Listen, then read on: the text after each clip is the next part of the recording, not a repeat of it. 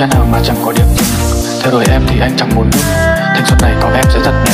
Anh sẽ hết buồn, mí mắt sẽ hết sưng. Chỉ vào lúc say thường nhớ về thì nở, còn anh lúc buồn thường nhớ về nàng thơ.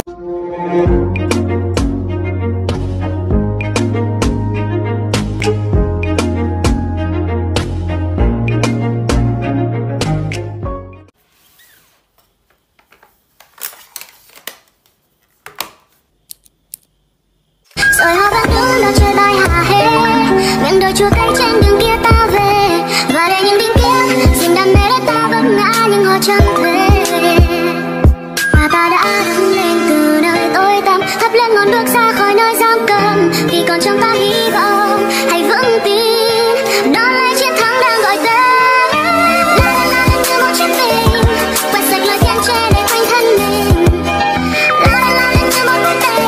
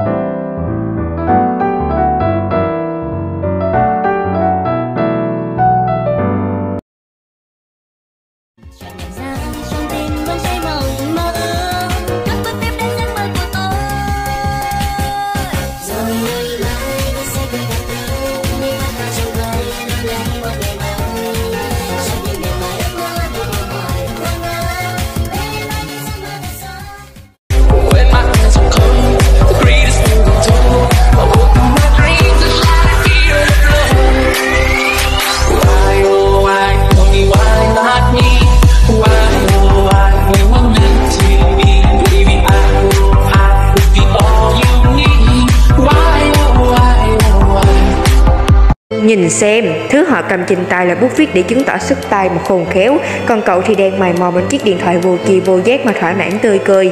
Cậu có biết không, chúng ta định Chuyện xe nào mà chẳng có điểm dừng. Theo đuổi em thì anh chẳng muốn dừng. Thanh xuân này có em sẽ thật đẹp. Anh sẽ hết buồn, mí mắt sẽ hết sưng. Chỉ vào lúc say thường nhớ về thì nở, còn anh lúc buồn thường nhớ về nàng thơ. It's a V-Day coming for you now.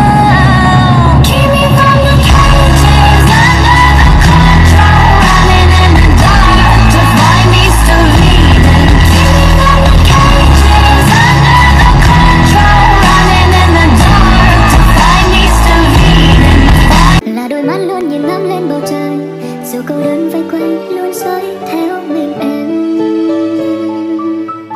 Nguyện làm chiếc bóng của người yêu thương, cứ ôm mộng mơ đời theo anh giờ, tựa như chiếc mắt nhưng thật xa xăm, cứ âm thầm thương nhưng chẳng nên cầu. Cảm giác này thật là khó quen. Lại một ngày với gương mặt khó xem, lại một đêm thức khuya và dậy trễ, lại một ngày tệ không có ai thay thế, dính chặt như hành trang em mang theo. Make up lên ngủ muộn và tay thì đầy sẹo, bước ra đường đâu không thể ngẩng cao vì bao lời nói người kia người này kẹo. Thất bại em đã không còn thiết chối.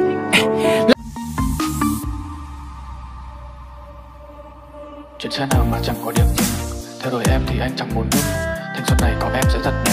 Anh sẽ hết buồn, mí mắt sẽ hết sưng. Chỉ vào lúc say thường nhớ về thì nở, còn anh lúc buồn thường nhớ về nàng thơ. Những mùa thu khác có thể trở về, nhưng mùa thu của chúng ta đã chết. Đôi khi nhận một chuyến xe lại đưa chúng ta về nơi muốn đến, nhưng em lại chẳng muốn quay về, về nơi chúng ta dừng lại.